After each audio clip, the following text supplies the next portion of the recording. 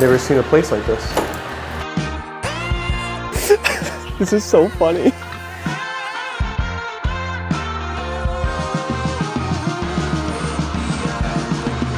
You know, like dead bodies were thrown into pig pens to be eaten and destroyed. Wow, that's really cool behind the scenes stuff.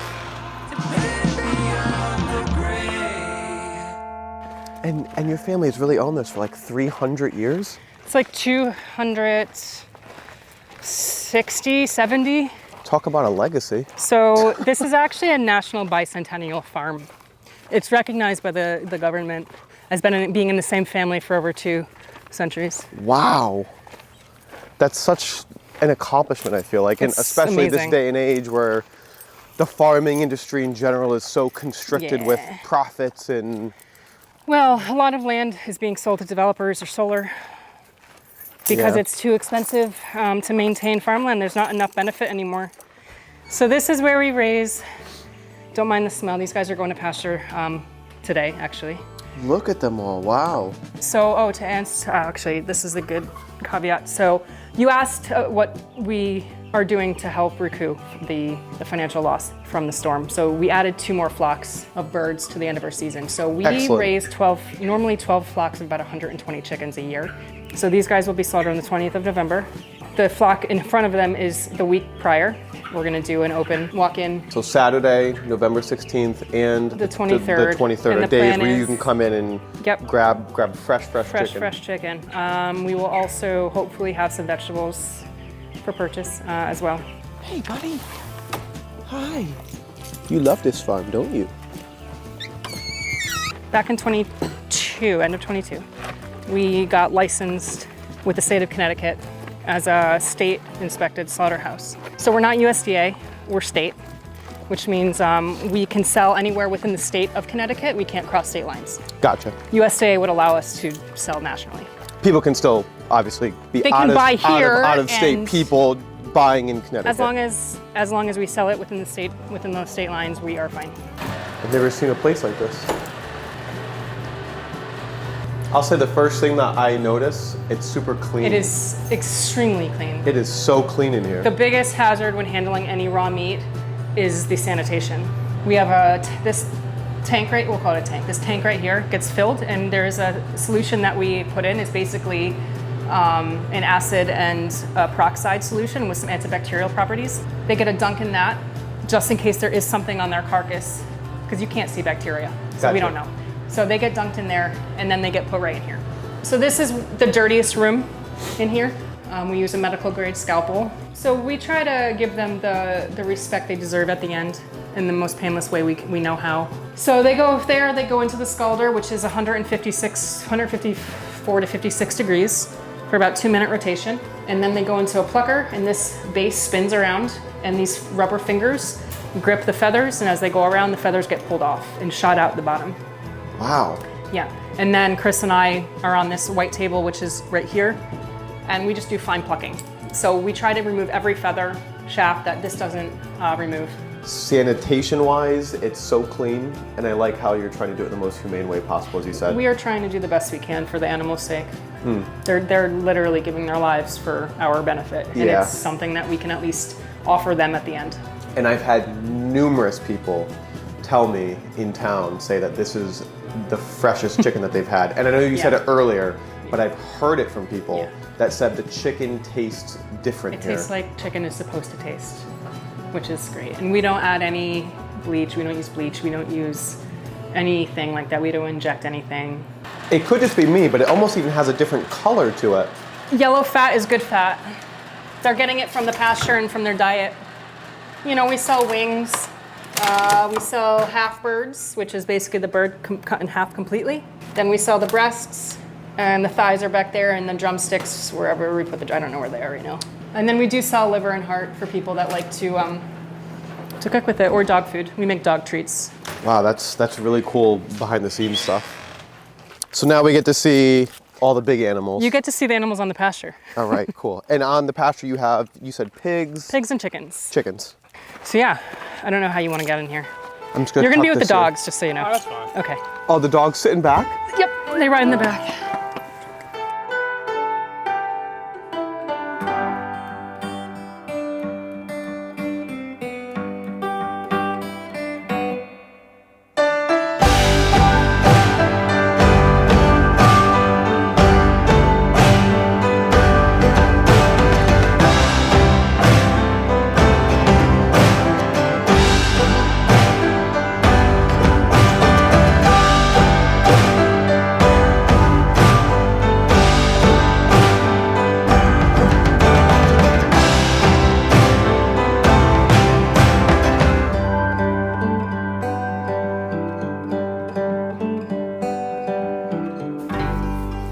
So this is the next stage of the ones that we just saw in that barn. Yeah, so the youngest ones are actually over there. These guys are 9 weeks old. We raise them to 10 weeks. They get big. They get big, so they'll be going next week. In just 10 weeks. Yep. We choose this breed. It's a Freedom Ranger. It's a slower to grow bird. So the chicken you get at a store, the birds, they're ready in like 6 to 7 weeks. They're just different breeds. So this is a breed that's slower to grow. It's better on our pastured environment. The ones that are in the store are Cornish crosses. A lot of people raise them. They're just more efficient feed to fat and are weight converters. But they also are more prone to leg issues, heart attacks, organ development issues, stuff like that. We have roll-up sides, so this allows airflow. We have hardware cloth so that the raccoons, which we've learned and they've taught us a lot over the years, cannot go like this and grab. Because they have those little tiny thumbs. We have four feeding stations so that the birds never crowd and they don't compete for food. They get fed once a day in the evenings. They get moved. This entire shelter will get moved 24 plus feet every day. They seem like very relaxed and chill. They are good birds. We wanted a breed that can forage really well on pasture. So this whole entire pasture we redid in specific species of grasses and legumes, which is nitrogen fixing plants, that the birds prefer to eat. So over the years, we've slowly watched their preferences for food. They love the clover, the alfalfa, the trefoil, and the lower growing non-clumping grasses. So when we took over this 3 acres, we basically stripped it of all the rocks and all the stuff, and we flattened it out, and we created a pasture mix based on the animal's preferences for grazing. And this breed is very good at grazing. Their square foot ratio is very large per bird, so they have plenty of room where they're not bunched really up. Getting on top of each Yeah, other. see this guy's stretching out over here. He's sunbathing. That's They lift their wing and they stretch their legs out. Yep. And they soak up all those rays. So the chicken's purpose, they're multi-purpose. They feed us and our family and our community, but they also give back to the land by scratching and stimulating and asking for new growth from the plants. And when they defecate, it adds nutrients back into the ground. right. And so we've seen the benefits of raising animals in a space like we're doing currently. It benefits everything, including them. Is this my chance to ask them why they crossed the road? I don't think they'll be able to tell you that. Why did you guys cross the road? To get to the grass. And really, like, they seem really happy, like plenty of room.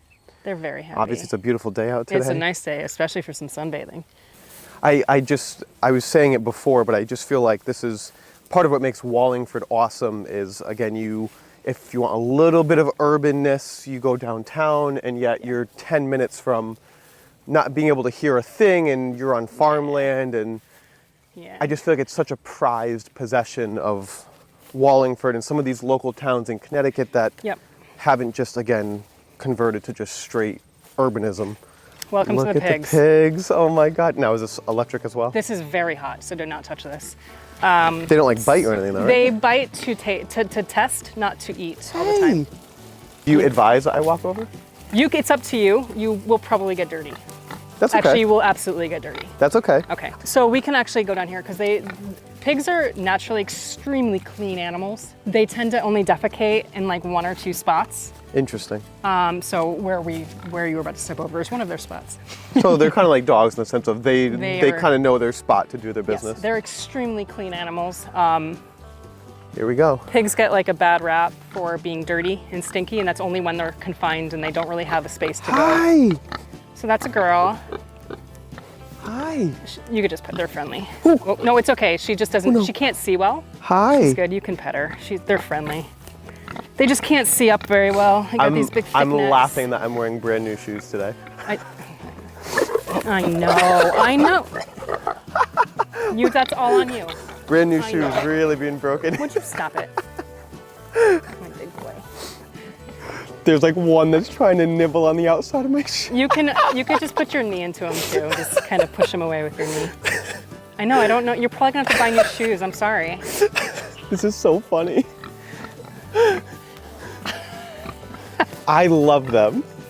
Whatever it is about Nautica's apparel shoes, they love. So these are actually already sold. People already have a deposit down for them.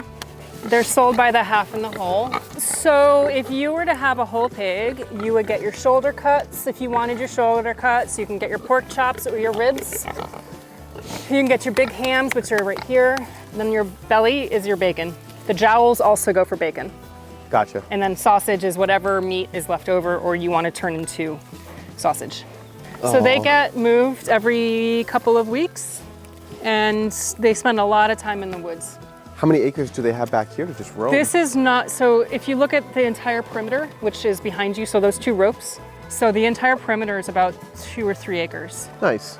And then we rotate them from one end to the other while they're with us. So their next rotation actually is right here. So this end of this week, probably they'll get moved down one more. Yeah. So this is a great time of year to raise pigs in the fall when the trees are dropping everything. So they're gonna eat their acorns from the oaks and hickory nuts and beech nuts and whatever else they find. They're really just great. They're hard to move. They're about 300 pounds right now. They're about between 275 and 300 most likely. I know. Yep.